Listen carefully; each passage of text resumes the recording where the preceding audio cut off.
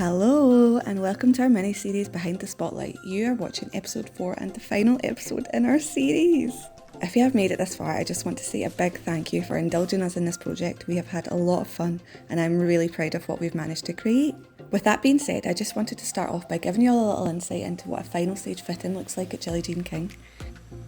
Of course, every garment and every project is completely different, but I normally try to encourage at least one fitting to get the best visual outcome for the look. Particularly for exaggerated drag bodies, as the proportions on these can be so drastically different. The padding creates a lot of contouring that can be really difficult to draw on paper.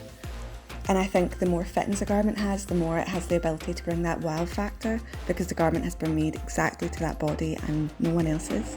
There are a few final stages that I then need to complete after closely fitting the garment to Lola's body.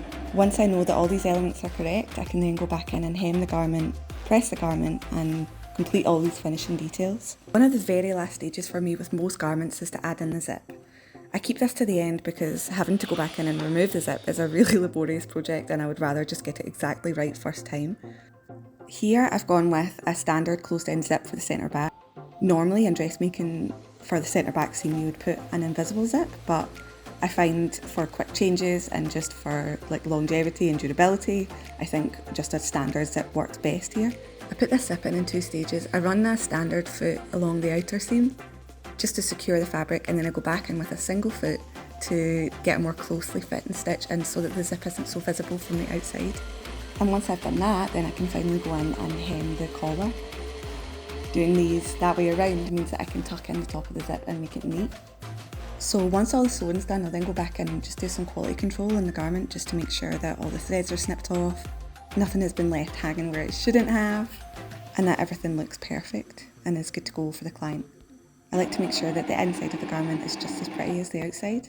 I think that's such a huge step and is often overlooked by people. Once these final steps are done, then it's time to put in my label.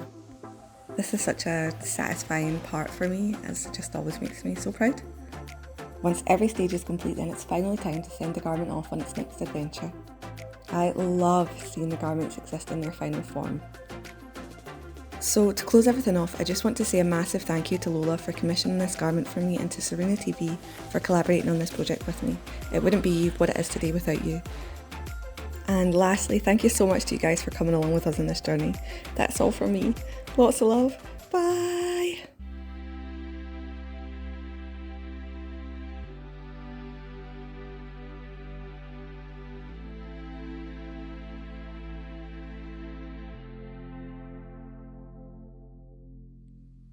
I remember when you were days old.